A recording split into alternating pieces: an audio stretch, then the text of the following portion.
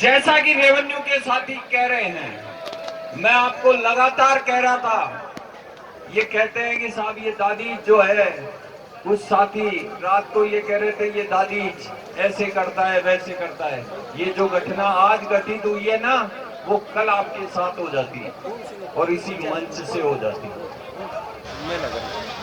हम अगर इस आंदोलन को सुरक्षित नहीं रखेंगे, और ज्यादा सुरक्षित कौन रखेंगे पता है क्या?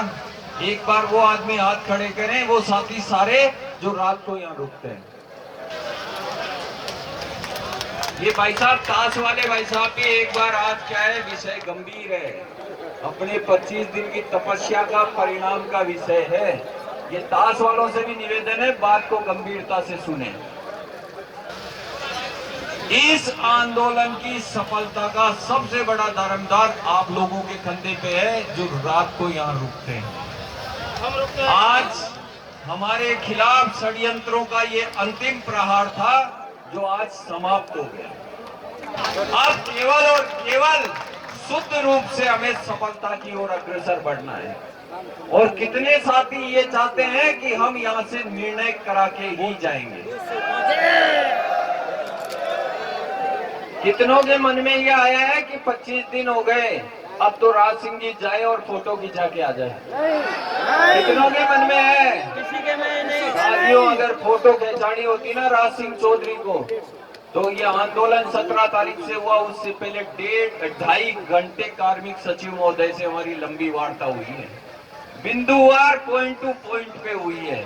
और वार्ता के बाद उन्होंने कहा कि आपका महापड़ाव 10 दिन आगे कर दो। उसके दूसरे दिन चीफ सेक्रेटरी महोदय और कार्मिक सेक्रेटरी के बीच वार्ता हुई है। वार्ता पौन घंटे होने के बाद उन्होंने कहा कि आप आपके कार्यक्रम को 10 दिन आगे कर दो। और उसके बाद पूर्व मुख्य सचिव महोदय निरंजन जी आर्य, वर्तमान चीफ सेक्रेटरी महोदय, कार्मिक सेक्रेटरी महोदय के बीच लगभग 1 घंटे की वार्ता हुई है। और उन्होंने कहा इस कार्यक्रम को आगे बढ़ा दो। राज सिंह चौधरी ने बताया क्या कहा कि जो मेरे मांग पत्र में है उनके ऑर्डर जारी कर दो, इसको आगे हम बढ़ा देंगे। ये महापड़ाव कोई एक दिन में नहीं डला है, ये 2 साल हमारे समझौते को पड़े रहने के बाद ये महापड़ाव डला है। और जब तक सरकार हमारी मुख्य मांगों का निर्णय नहीं करती है, तो हम यहां से किसी भी सूरत में मैदान को नहीं छोड़ेंगे। साथियों, आज अगर ये घटनाक्रम नहीं होता तो आने वाले 1-2 दिन में आपका परिणाम सुनिश्चित था, अभी भी सुनिश्चित है।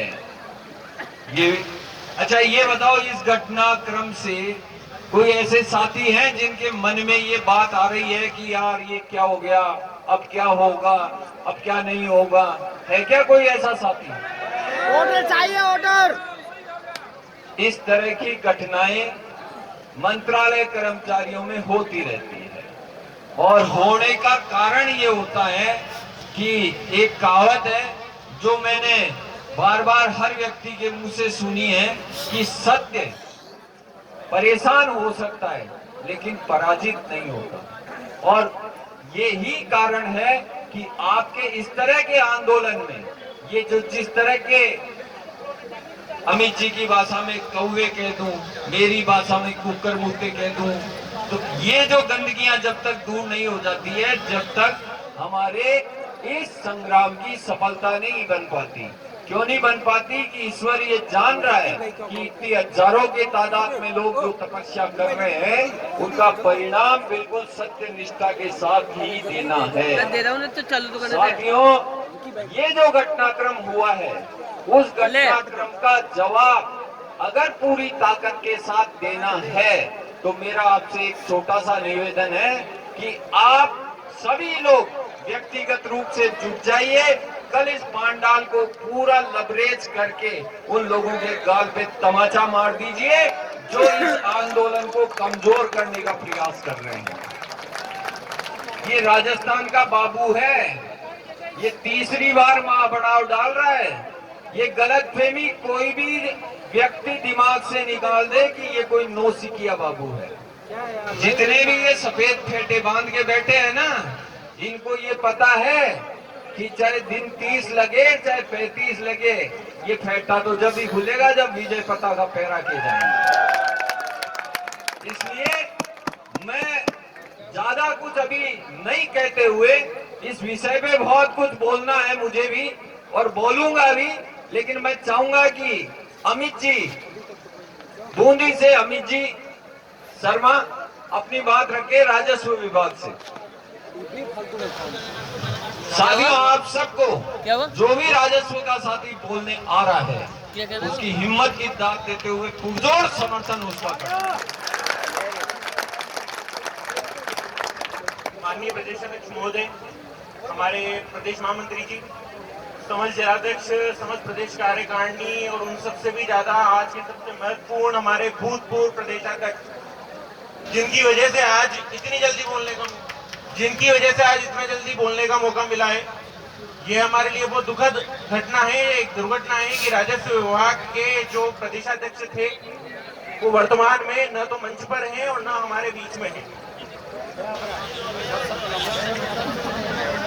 नमन। तो हमारे भूतपूर्व प्रदेशाध्यक्ष महोदय हमारे साथ नहीं है, पर फिर भी मैं हमारे प्रदेशाध्यक्ष महोदय राज सिंह जी चौधरी को विश्वास दिलाता हूं, राजस्व विभाग का एक कर्मचारी आपके साथ आज नहीं है, परंतु उसके अतिरिक्त राजस्व विभाग का प्रत्येक कर्मचारी आपके साथ में है और पूरे जोर से हमारे भूतपूर्व प्रदेशाध्यक्ष ने यहाँ मंच से घोषणा करी थी कि राजस्व विभाग का कर्मचारी सबसे अंत में यहाँ से जाएगा, जब प्रत्येक विभाग यहाँ से चल जाएगा।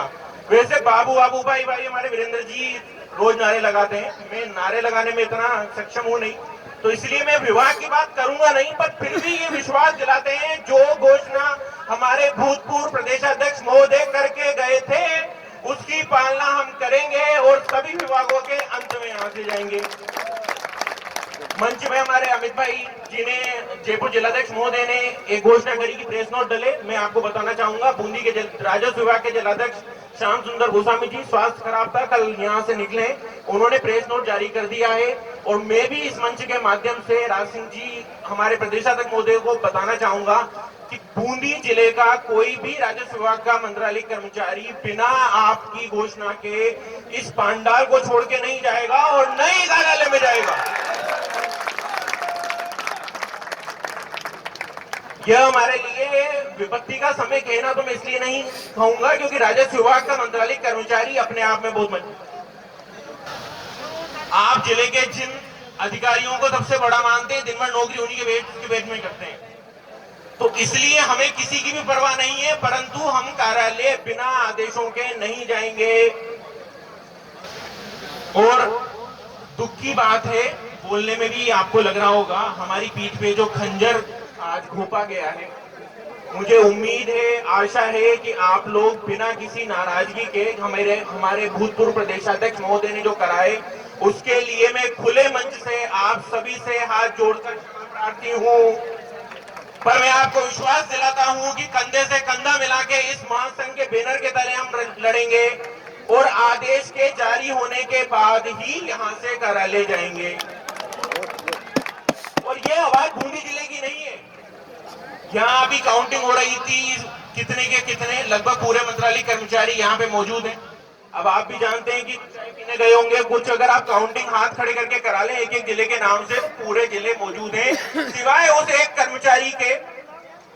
वैसे विधानसभा चुनाव आ रहे हैं, हो सकता है कि कई चीजें हो सकती हैं। एक वो फेसबुक लाइव वाले नेताजी हैं, उनका भी दबाव था जिसे हमारे प्रदेशाध्यक्ष महोदय झेल नहीं पाए। हमें दुख है इस बात का। संभवतः बूंदी राजस्व विभाग के जिलाध्यक्ष से बात हुई है, तो भूतपूर्व प्रदेश अध्यक्ष महोदय जैसा बताया कि सेंट्रल पार्क में बैठे हुए हैं, हमारे साथी ढूंढ रहे हैं काफी देर से उन्हें। एक निवेदन है उनसे कि बूंदी जिले की सीमाएं भूतपूर्व प्रदेशाध्यक्ष के लिए हमेशा के लिए बंद हो चुकी हैं।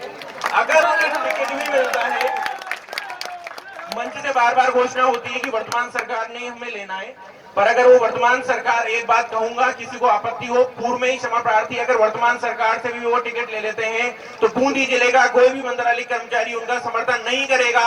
और मैं आपसे आह्वान करता हूं कि पूरे राजस्थान से कहीं से भी जो भी उनकी मंशा हो, अगर इस तरह की फेसबुक लाइव वाले नेताजी और हमारे भूतपूर्व प्रदेश अध्यक्ष अगर कुछ भी ऐसा करते हैं तो आप लोग वही रंग दिखाएंगे जो आप वास्तव में बने। 25 दिन तक इस धूप में आप बैठे हुए हैं, इतना मजबूत है। राजस्व विभाग का कोई भी कर्मचारी जयपुर छोड़कर नहीं जाएगा और ये विश्वास है कि हम लेकर ही उठेंगे। वीरेंद्र जी भाई साहब कह रहे थे